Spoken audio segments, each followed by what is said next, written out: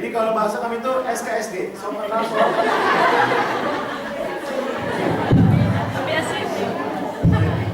Karena gampang dekat sama orang, akhirnya juga gampang ditipu juga. Memang itu persen. Saya Pak, ada orang pada awalnya saya Pak, ayo ibu cantik beli deh ini.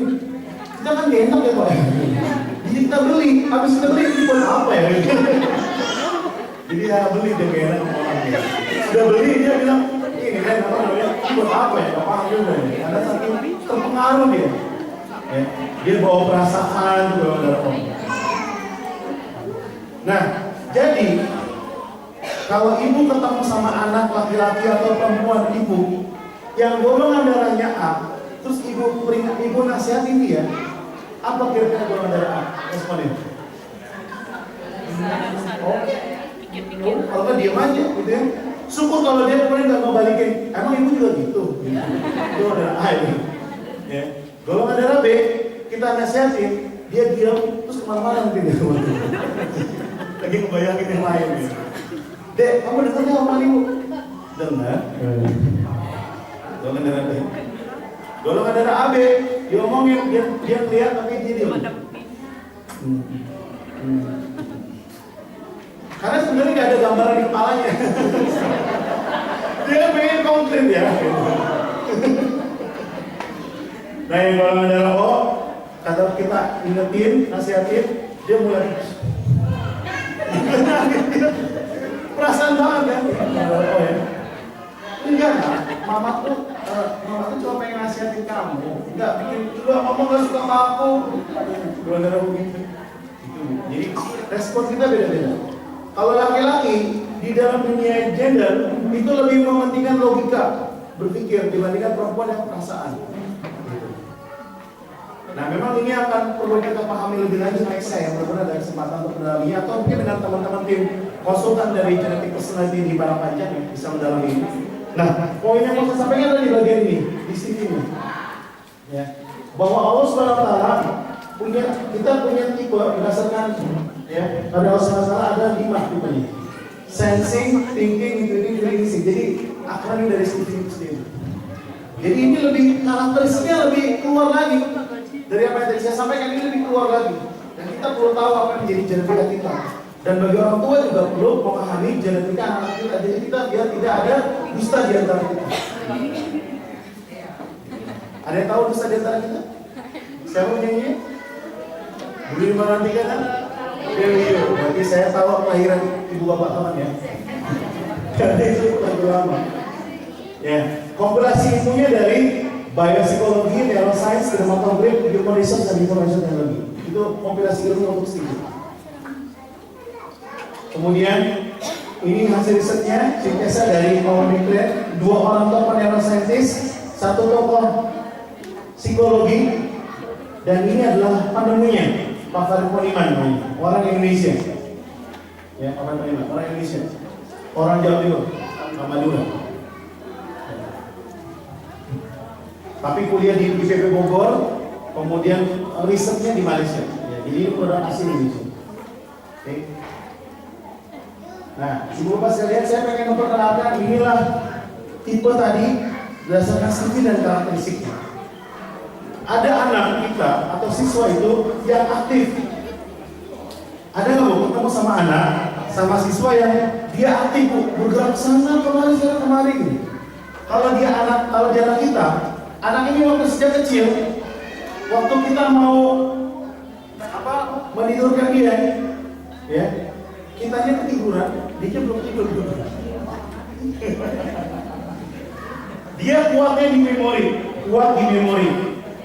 Jadi ibu kalau pernah janji sama dia akan tagih janji ibu walaupun udah lewat bertahun-tahun. Ini anak dengan tipe sensing, ya, dia dikenal sebagai siswa yang aktif. Dan tipe orang yang mencontoh. Jadi suatu ketika anak saya yang kedua, tipenya sensing introvert, dia lagi marahin adiknya. Jadi Toki, kamu gini ya, ini. Dia begitu ibu. Kamu ini. Dia dari mana bu? Kayak gini. Dari saya bapaknya. Waktu saya nasihatin, anak saya pertama dia lihat dan dia ikutin. Dan ada loh Bu, siswa atau anak kita yang dia ngikutin orang lain. Betul nggak? Jadi ada anak yang kemudian tiba-tiba jadi sekolah, kata-katanya kasar terus. Kata-katanya kasar sama teman-teman.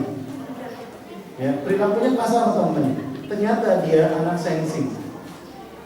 Yang kemudian dia ambil itu dari bapaknya dia di rumah. Ketika lagi bapaknya ngomong sama ibunya, jadi kata-kata kasar tidak.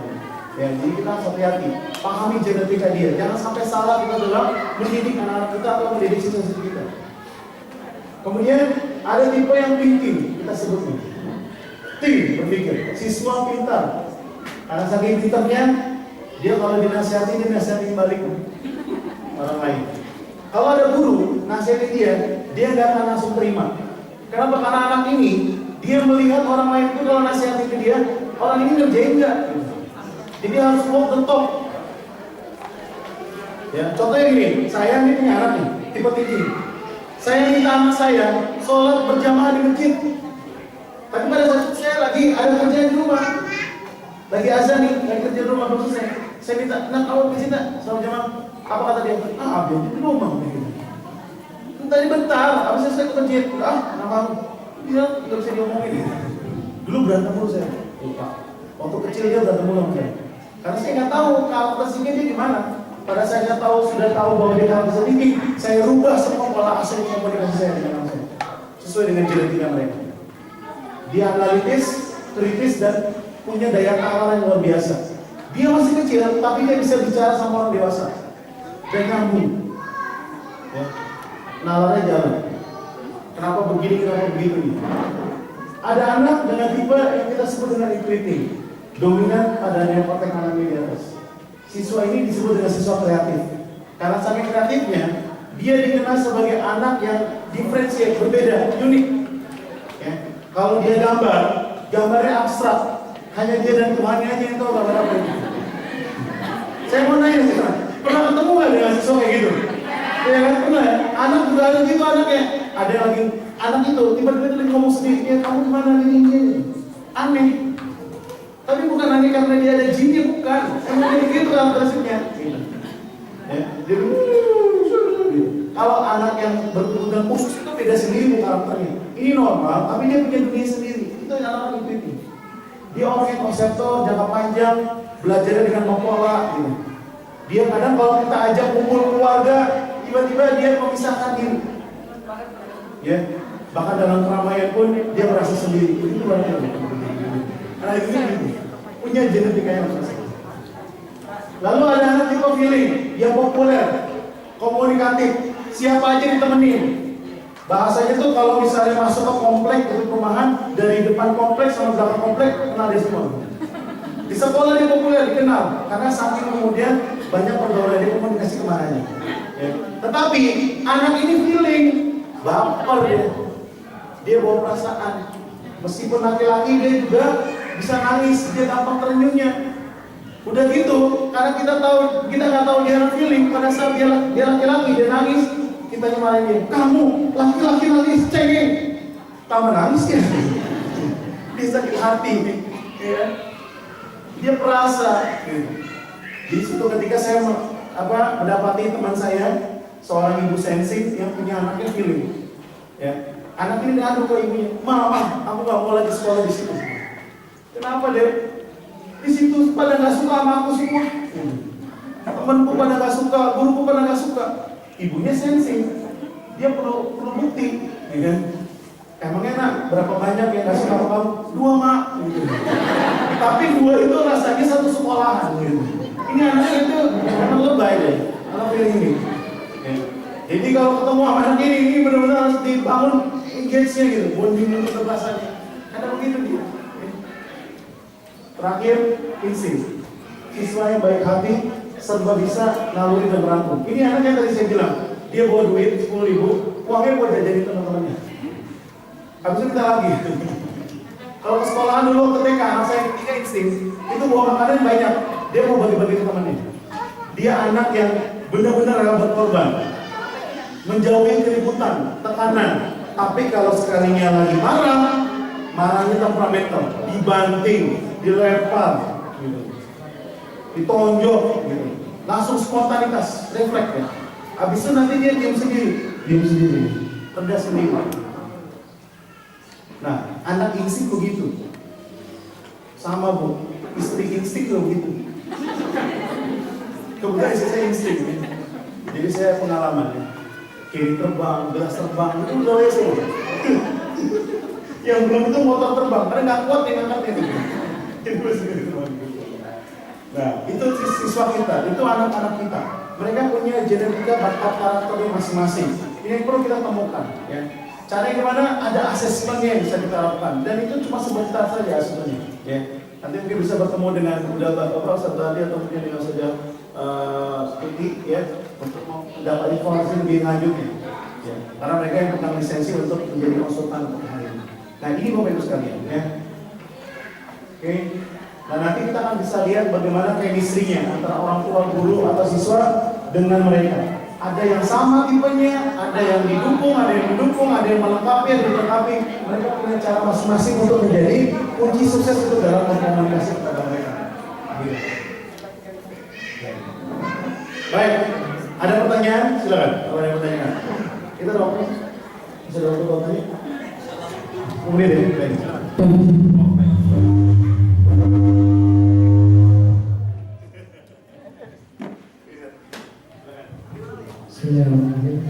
Assalamualaikum warahmatullahi wabarakatuh. Boleh maaf sebutkan nama dari mana asal? Perkenalkan nama saya Muhammad David, akrab disapa Muda. Kalau akrab panggil Muda. Muda? Iya. Wah, Anda muda mulu. Saya Muda. Di sini saya ingin bertanya tentang tipe-tipe tadi. Apakah pada satu orang anak ia memiliki beragam tipe gitu. Ya. Maksudnya insting dia, kemudian feeling dia gitu. Jadi kalau mereka memiliki 2 atau 3 tipe itu bagaimana pula untuk menyikapinya? Baik. Termasuk juga dengan golongan darah. Soalnya saya golongan darah A, tapi tipe saya ada di golongan O. Terima kasih. Assalamualaikum warahmatullahi wabarakatuh. Terima kasih. Jadi tadi apa ini muda yang saya muda golongan darahnya A, tapi dia berpikir ada di golongan darah O juga. Memang pekerjaan di golongan darah A begini. Dia sampai kemudian nyari hal lain gitu ya. Mengelola kritis, analitis sama baik. Bagus pertanyaan saya kasih dulu buat tambah lagi biar saya. Jadi konsepnya kalau di kami adalah kecerdasan tunggal. Konsepnya adalah kecerdasan tunggal. Ya, satu memimpin yang lainnya. Ini kan yang kita lihat adalah, ya, ini dilihatnya dari belahan otak. Sekarang yang mau nanya, kita ini kan punya belahan otak nih, ada kiri dan kanan, betul nggak? Ya, makanya ada belahan otak kiri, ada belahan otak kanan. Ya, kemudian menurut teori neuroscience tadi ada 2 orang, belahan otak kita tuh menjadi 3. Awalnya 2 itu atas dan bawah. Yang atas disebut dengan neokortex. Apa disebutnya? Boleh dipegang bareng-bareng bagian atas disebut dengan neokortex. Apa? Di bawah disebut dengan limbik. Di atas apa namanya? Di bawah? Nah, pinter kan? Jadi nanti kalau ke dokter spesialis saraf, neokortex masalah, dok, neokortex saya kok. Dok, limbik ini seperti itu. Kata dokternya, kok ibu tahu neokortex limbik gitu? Dari ini belajar ya. Nah, di neokortex itu jadi human brain, otak insani. Bagian atas itu otak insani. Bagian bawah itu disebut dengan otak mamalia atau limbik reptilian. Nah, di bagian akhir itu ada reptilian brain. Jadi kalau kita tipenya sensing, maka yang dominan, yang muncul karakternya adalah di sensingnya. Tetapi kita tetap punya yang lainnya. Hanya yang menjadi pemimpinnya di sensing gitu. Yang itu yang utamanya. Karena kalau misalnya kita tipenya sensing, terus kita cuma punya satu aja belahan otak, pasti. Jadi bisa jadi yang disampaikan oleh Ustaz tadi, dia golongan darahnya A, tetapi karakteristik genetikanya tipenya adalah feeling. Ya begitu, yang suka dekat ketemu dengan orang, itu di sini genetika atau di sini genetikanya. meskipun golongan darahnya A. Jadi responnya begini, kalau dia golongan darah A dan dia tipenya feeling, jadi kalau dia ketemu orang baru nih, dia akan mikir dulu, saya perlu kenalan deh. Itu golongan darah A responnya. Tapi kemudian genetika dia kan kalau golongan darah kan di bawah. Kalau ini kan dia di atas, dekat dengan gender. Makanya langsung bilang, oh kayaknya perlu kenalan. Itu golongan, itu adalah feelingnya. Feelingnya yang membuat dia akhirnya dia bisa berinteraksi, komunikasi dengan orang baru. Tapi di awal betul ya, di awal golongan darahnya bilang, saya perlu kenalan sama dia. Dia pilih dulu, karena A-nya kritis. Gitu. Begitu caranya kita memahami orang. Kalau udah tahu genetikanya. 1 jam kemudian. Ya, silakan yang lain, ada yang mau bertanya? Ya, Ibu boleh.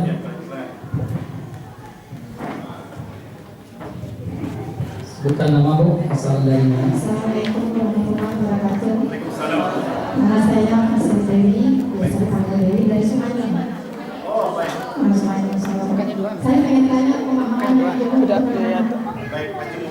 karena anak-anak kita mendidik beda, orang tua kita mendidik dengan beda juga. Kita mendidik dengan kedia, tanggung jawab dia, tapi anak orang tua mendidik dengan kemanjaan.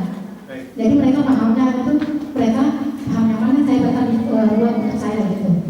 Dan itu kita sering kena untuk sekolah. Kita mendidik anak-anak dengan orang tua mendidik mereka di rumah beda, dan guru mendidik kita mendidik dengan beda juga. Dan bagaimana cara kita memahami anak-anak ini? Assalamualaikum warahmatullahi wabarakatuh. Silakan Bu, sebutkan nama, asal dari mana? Assalamualaikum warahmatullahi wabarakatuh. Perkenalkan, nama saya Zara Cynthia dari Rumah Tangis Balita Perpanjang. Yang saya tanyakan tadi masalah yang 20% genetika dan 80% lingkungan gitu. Berarti yang peran yang lebih besar itu kan dari lingkungan gitu kan. Nah, sedangkan kita mendidik anak secara genetika, kemudian kita mendidiknya yang baik gitu. Apakah misalkan saat ini kita berada di lingkungan yang kurang baik gitu, dan di situlah tempat tinggal kita gitu. Apakah kita supaya untuk menjadikan anak ini tidak terpengaruh dengan lingkungan buruk, kita harus mencari lingkungan yang lebih baik atau kita akan pindah dari tempat kediaman kita? Itu pertanyaan pertama. Yang kedua adalah perwakilan dari teman saya minta tolong dijelaskan lagi bagaimana cara menentukan anak ini introvert atau extrovert. Sekian terima kasih. Assalamualaikum warahmatullahi wabarakatuh. Terima kasih atas pertanyaannya dan titipan pertanyaannya. Saya akan nitip jawaban saya ke beliau jawab. Jadi pakai titipan sekarang ya. Iya baik.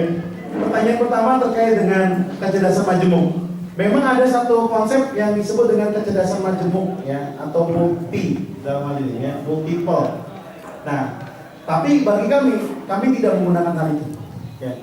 Kami tetap pada konsep single intelligent karena itu sesuai dengan sunnah. 2 orang yang berjalan, maka salah satunya ditunjuk menjadi pemimpin. Dan nanti kalau kita memahami ilmu ini terkait dengan kecerdasan secara genetik, ini akan berpengaruh atau berhubungan dengan seluruh bagian dalam tubuh kita. Kalau misalnya si sensingnya yang jadi dominan, jadi leadernya, maka di organ tubuhnya, di lambungnya, gitu. Nanti kemudian di DNA-nya adalah adenin, begitu seterusnya. Jadi saling menyambung.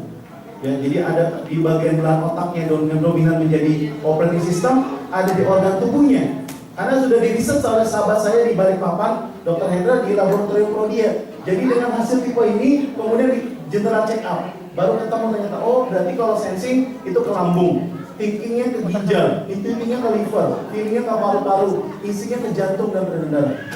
Nanti kalau ke DNA-nya, sensingnya ke adenin, thinkingnya ke guanin, intuitingnya ke tinin, feelingnya ke sitosin. Kalau RNA lengkap ATGC gitu. Itu kira-kira gambarannya. Jadi bicara tentang kecerdasan majemuk. Tadi apa katanya? Ya yang masih dengan ibu tadi. Oh, oke. Dari orang tua. Gini ya, konsep dasarnya. Sekolah itu adalah mitra orang tua. Ini konsepnya. Sekolah itu adalah mitra orang tua. Jadi, mohon izin, bukan berarti saya bukan orang tua, saya orang tua juga. Tapi saya tidak mau menjadikan titik berat itu pada sekolah untuk merubah anak kita.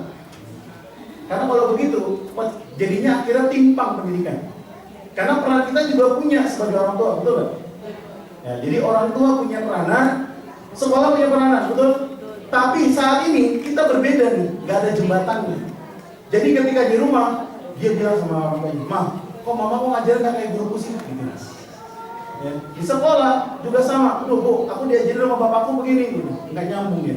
Cara belajar, bagaimana komunikasi, nggak nyambung. Itulah kenapa genetika itu hadir. Karena genetik itu sifatnya universal. Jadi dia bisa diterapkan di mana aja. Dan kalau anak itu udah tahu genetikanya, maka sekolah bisa menerapkan genetika itu, di rumah juga bisa menerapkan genetika itu. Sehingga tidak ada confusing, tidak ada kebingungan pada bisa anak mana yang mau diambil. Karena sama sistemnya. Karena pendidikan itu harusnya begitu, termasuk lingkungan. Kita ngajarin akhlak di sekolah, di rumahnya gak berakhlak, selesai. Di rumah sekolah, di sekolahnya diajarin akhlak, di rumahnya diajarin akhlak, tapi di lingkungannya gak berakhlak, selesai juga. Jadi semua punya pengaruh besar. Itulah kenapa tadi pada akhirnya genetikanya dulu ditemukan, hadirkan lingkungannya. Lingkungan itu dengan cara apa? Cara kita berkomunikasi, cara kita mengembangkan bakatnya dia, cara kita bagaimana membuat dia belajar, karena beda-beda masing-masing. Kalau misalnya tadi lingkungan yang disampaikan oleh yang penanya setelahnya, apakah perlu pindah tempat? Kalau memang ada rezeki pindah tempat, gak apa-apa. Gitu. Ya kalau ada rezekinya, kalau nggak ada kan bukan masalahnya bukan faktor lingkungannya saja, tetapi bicara tentang kedekatan kita nih, ngebangun interaksi komunikasi, itu juga lingkungan. Gitu. Kayak tadi misalnya saya kasih contoh, ketemu anak feeling yang senengnya curhat, tapi orang tuanya nggak mau dengerin curhatnya, ya berarti bermasalah. Gitu. Makanya orang tuanya dulu terima dia curhat, "Ma, aku mau curhat," "Oh iya sih, udah dengerin curhat." Itu udah jadi bagian daripada menghadirkan lingkungan buat si anak feeling ini. Ada lagi anak thinking yang semuanya sebab akibat, ditanyai kritis, makanya kemudian dihadirkan lingkungannya apa?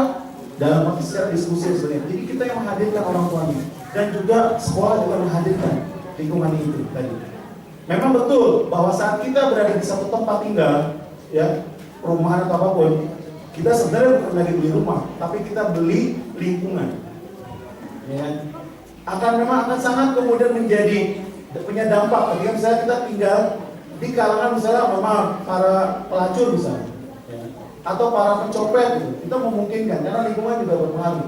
Ya, kalau itu kan berarti another part ya, poin lain. Tetapi yang penting di sini adalah bagaimana dengan keadaan yang ada, lingkungan dalam bentuk dia itu yang perlu kita utamakan. Dengan cara Pak pahami dulu jawabannya. Gitu. Oke, ada lagi yang tadi? Ya. Ya. Baik, tadi kan bicara tentang faktor lingkungan 80%, betul, itu secara Pareto. Makanya cara bacanya bukan di belakang ke depan, tapi depan dulu. Temuin dulu genetikanya, maka hadirkan lingkungan yang tepat. Sederhananya begini analoginya. Kalau dia ikan, jangan disuruh manjat pohon. Kalau dia ikan, kasih lautan, kasih sungai, kasih danau, dia akan bisa berenang sehebat-hebatnya di situ. Gitu. Kalau misalnya dia kemudian hari ini bermasalah, karena dia mungkin sekarang saat ini jadi ikan, sebagai genetikanya ikan, tapi kita suruh manjat-manjat, kamu manjat gitu. Ya dia nggak bisa, dia merasa nggak mampu, karena bukan di situ konsep secara genetikanya dia. Karena itu akan bisa diterapkan. Nanti dalam hal menghafal Quran juga ada, tekniknya ada. Kalau udah tahu genetikanya, itu bisa mengungkap banyak hal. Dalam menghafal Quran, dalam dia di dunia bisnis, dalam karir, kemudian di dalam belajar, dalam profesi, banyak hal bisa diungkap. Kalau udah tahu genetikanya dia apa tipenya, karakteristiknya. Terus bagaimana menentukan introvert extrovertnya? Memang ini memang nanti kalau diikutin asesmennya, jadi ada alat tesnya. Kalau kita pakai asesmen itu, nanti memang akan sudah jadi satu paket. Nih kayak gini contohnya. Kalau dia sensing nanti apakah dia sensing introvert atau sensing extrovert gitu. Jadi satu paket ya. Jadi alat tes itu mengungkap satu paket apa yang menjadi mesin kecerdasannya dan juga menjadi drive kecerdasannya. Tetapi kalau misalnya tanpa alat tes ini bisa nggak Pak untuk introvert extrovert dalam konteks secara drive tadi? Ya mungkin itu perlu diobservasi. Kita perlu tanya mana yang buat kamu nyaman? Kamu nyaman ditantang atau di reward? Gitu aja Pak. Kita tanya ya. Karena masing-masing kita beda-beda kan? Gitu. Kita perlu tanya apa yang membuat kamu nyaman? Di reward atau ditantang?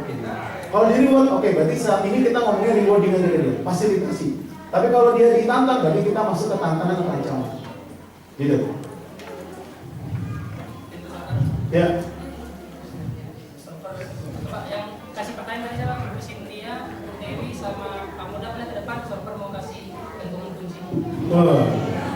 Ya, silakan. Dengan kunci, masya Allah.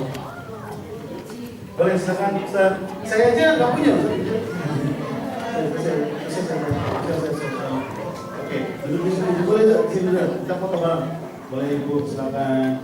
Boleh Ibu depan dulu. Boleh Ibu juga. Satu lagi buat yang tadi titip pertanyaan. Ya, silakan buat yang titip tadi satu. Saya hargai pertanyaan. Oke, foto dulu boleh? Silakan. Pengen pakai sana. Anak-anak pada kabur. Oh, saya di sini. Nah, saya di sini. Oke. Kamera di depan, kalau nggak kuat silakan lambai. Dari solver ke peserta yang bisa diinfil solver. Iya, boleh di combine satu atau dua pertanyaan yang bisa jawab. Satu dari saya, satu dari Ustaz Idris. Boleh, siap. Satu dari saya. Baik. Siapa di antara Bapak dan Ibu sekalian yang berani maju ke depan? Silakan satu orang. Ustaz, udah tahu apa yang mau saya kasih? Kamu udah maju. Penasaran? Ya, oke, baik, luar biasa. Responnya bagus ya. Baik, boleh bikin oke. Ustaz, boleh Ustaz? Silakan. Ustaz muda namanya. Muda terus ini. Amin. Baik, Semangatnya. semangat Bang Ustaz. Boleh dijelaskan sedikit Ustaz, tadi ada 5 strata genetik tuh. Mulai dari atas ke bawah, itu yang merupakan genetik seseorang. Apa saja? Pertama Bang, yang model pohon tadi. Yang di atas tuh ada gender, nah itu saya kasih tahu. Nah, apa lagi? Urutannya apa? Dari atas ke bawah. Karena tadi yang sulit pertanyaannya yang dia kasih tahu. Iya, nggak apa. Biasa apa saja. Pertama Pak, bagian atas apa? Yang saya ingat itu. Ya, baik. Boleh yang saya ingat. Boleh, silakan dulu. Coba. Pertama Pak. Yang saya ingat itu tentang adanya drive.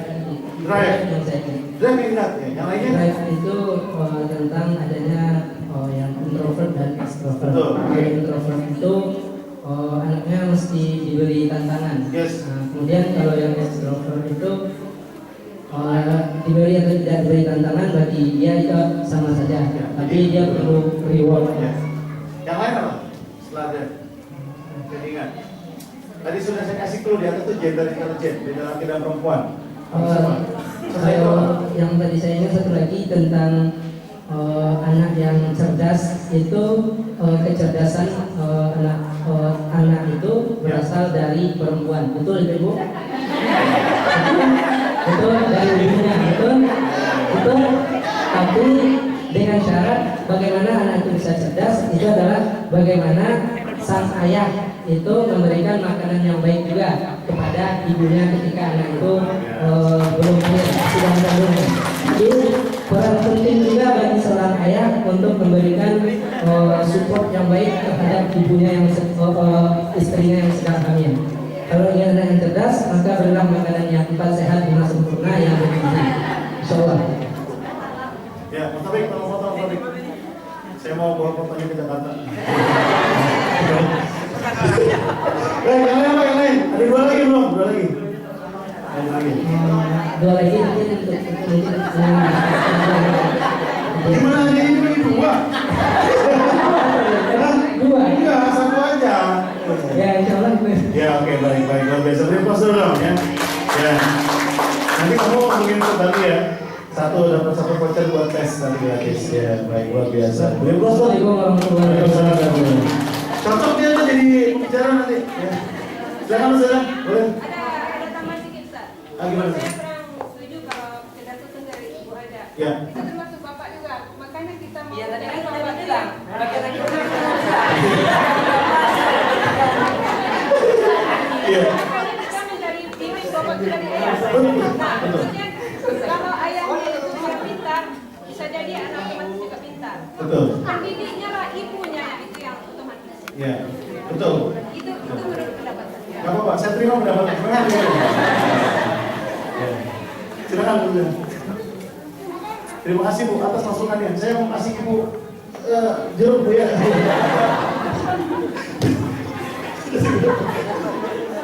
Ya, 2 lagi yang belum apa lagi? Silakan. Jadi yang 2 lagi kapasitas IQ dan golongan darah. Ada yang belum pas tadi. Tapi saya lagi udah disampaikan tadi. Golongan darah dulu, golongan darah dulu. Jadi ada golongan darah. Golongan darah itu tadi ada 4 bagian. Yang pertama itu A, yang anaknya poinnya semua di awal gitu. Dia semuanya dianalisa. Terus kalau B itu bebas kreatif dan berimajinasi. Iya, oke. Abe, kok jadi kelas sendiri? Terus kalau golongan darah AB itu kalau kita mengungkapkan apapun kepada dia perlu bukti gitu. Yes. Kalau nggak ada bukti dia protes. Ah. Terus kalau golongan darah A itu saya keinginan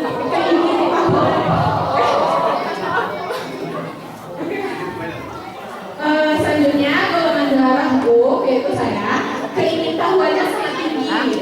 Terus fokus pada orang yang dia itu udah percaya benar.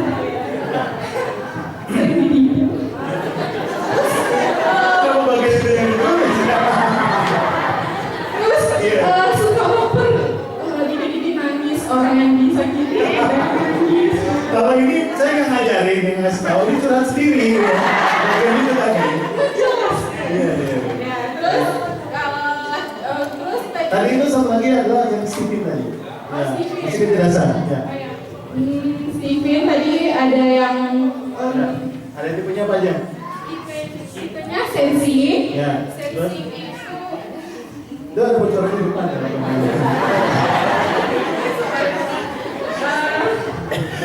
sensi itu seorang yang aktif, Baik. memori, perlu bukti dan mencontoh. Jadi apa yang kita lakukan itu dia akan mencontoh.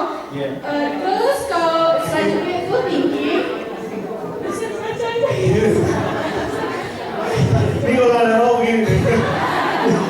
Kalau ada namamu jadi orang deh. Iya. Saya menemukan PDF tentang PPT ini Iya. memang dari nama saya ada profil boleh saya bagi ke Boleh. Wah, ada di situ ya? Ada. Saya juga lupa itu. Ya, kemudian baik. Ya.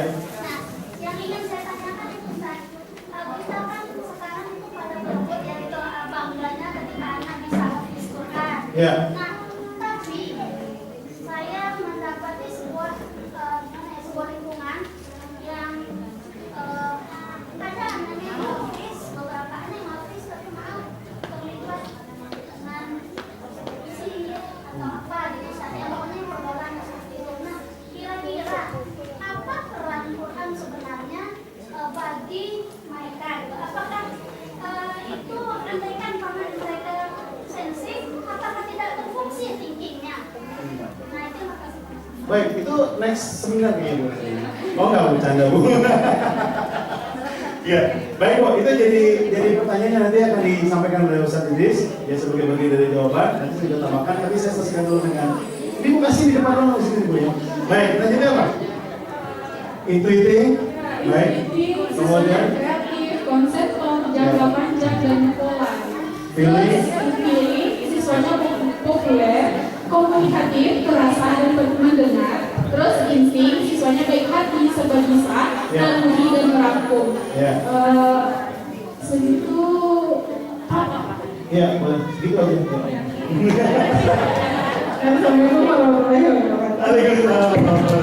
Baik, beri plus dapat juga ya. Nanti mungkin sesuatu ya buat Alhamdulillah. hadiahnya ya. Ya tadi soal saya berbisik sama saya dari saya satu voucher. Ya, jadi nanti di sesi Ustaz Idris ada satu voucher gratis lagi. Iya. Jadi jangan pulang dulu ya. Iya. Jadi nanti ada pertanyaan dari saya. Baik, saya ending dulu ya bagian akhir sebelum nanti ke Ustaz Idris. Saya mau kasih pertanyaan sedikit terkait dengan sebuah pertanyaan yang mungkin bisa jadi inspirasi buat kita semua. Pertanyaannya adalah, nih, mana yang lebih hebat? Kaya sumber daya alam dengan sumber daya manusia dengan teknologi, mana yang lebih hebat? Yang lebih hebat adalah sumber daya manusia. Kenapa? Karena alam akan menjadi begitu saja kalau dia tidak dikelola dengan baik oleh orang-orang yang ada di dalamnya. Teknologi akan punya dampak baik dan buruk tergantung dari siapa yang menggunakannya. Karena manusianya itu yang jadi hebat. Oleh karenanya, kenapa kami mengkampanyekan mendidik sesuai genetik supaya kita bisa mengelola alam ini dengan sebaik-baiknya dan juga bisa memanfaatkan teknologi sebaik-baiknya. Padang Panjang punya kekayaan alam yang luar biasa. Ya. Teknologi sudah ada di saat ini. Nah, tinggal bagaimana kita bersama-sama membangun sumber daya manusianya, mulai dari kota Padang Panjang ini untuk bisa menjadi sebuah daerah, sebuah kota pencontohan di Indonesia bahkan di dunia tentang bagaimana melakukan sebuah aspek ya managing dengan baik sumber daya alamnya dan juga teknologinya, karena kemudian manusianya itu kemudian menjadi manusia yang produktif dan manusia yang hebat. Dan itu adalah peran kita bersama. Boleh beri aplaus dong buat kita semua ya. Nah, jadi temukan potensi dan bakatnya untuk masa depan mereka lebih baik lagi sesuai dengan genetika ini. Nah, satu yang kemudian menjadi jawaban tadi dari pertanyaan, kenapa kemudian banyak yang sudah hafal Quran dan sebagainya, tapi kemudian mereka punya masalah dengan kehidupannya. Jadi Bapak Ibu sekalian, bicara tentang personality itu levelnya masih ada di bawah levelnya. Levelnya masih ada di bawah. Kita punya 4 level lagi di bagian atas dalam kehidupan ini. Ada yang kita sebut dengan matra personality, mentality, morality, dan spirituality. Jadi tetap memulainya dari bagian yang kita sebut dengan personality, menuju level terbaik dalam kehidupan kita, menuju terbaik dalam kehidupan kita. Jadi kalau tadi sudah hafal Quran di level mana? Spirituality. Tapi kemudian yang bawahnya kosong, dia hanya kemudian diajak untuk menghafal Quran, tapi kemudian dia tidak dimanusiakan, tidak dipahami tentang bagaimana. Maka dia punya ada tagihan di dalam dirinya untuk akhirnya mencoba hal-hal yang lain. Jadi dia men-skip dari personality menuju spirituality. Yang seharusnya hafal Quran itu bisa menjadi sebagai bagian daripada ruh kehidupan dia, tapi ada yang kurang dalam diri kita karena tidak kita dekatkan dengan apa yang menjadi personality dia. Maka tahapannya sebenarnya adalah temukan dulu genetikanya, temukan dulu potensinya, lalu diajarkan, dilatih menjadi punya mentalitas yang kuat, lalu kemudian dibangun untuk membangun moralitas, dan terakhir jangan lupa spiritualitas. Jadi semua ini tercover dalam individu, setiap individu, sehingga dia kemudian tidak terjadi dengan hal yang kita inginkan. Ada yang pertama bertanya dengan saya, Sofer, boleh nggak kalau seseorang itu nggak perlu kemudian kita kenali genetikanya dia, potensinya dia, tapi langsung kepada spiritual? Ya bisa saja, tetapi akan ada kemungkinan dorongan hawa nafsu yang dia kemudian kita bisa kemudian manage karena kita nggak tahu apa yang menjadi genetikanya dia. Jadi perannya di situ ya, ustaz sekalian dan ibu sekalian. Kita perlu memahami diri kita lebih dalam lagi, memahami orang lain lebih dalam lagi, sehingga kemudian hafalan Quran kita menjadi ruh dalam kehidupan kita. Itu yang bisa saya sampaikan. Saya kembalikan ke Ustaz Bari untuk kemudian di sesi Ustaz Idris insya Allah akan menyampaikan lebih detail terkait dengan bagaimana mewujudkan keluarga Quran. Terima kasih. Assalamualaikum warahmatullahi wabarakatuh. Waalaikumsalam warahmatullahi wabarakatuh. Kemudian kita lagi sahabat yang tadi bertanya. Oh baik. Yang tadi bertanya mengenai hadis Quran. Silakan yang Ya boleh. Silakan. Bagus dulu pertanyaannya Bu, bagus. Iya Pak, soalnya selama ini saya lihat iya. Maaf ya. Jadi, sebentar, saya akan konfirmasi. Jadi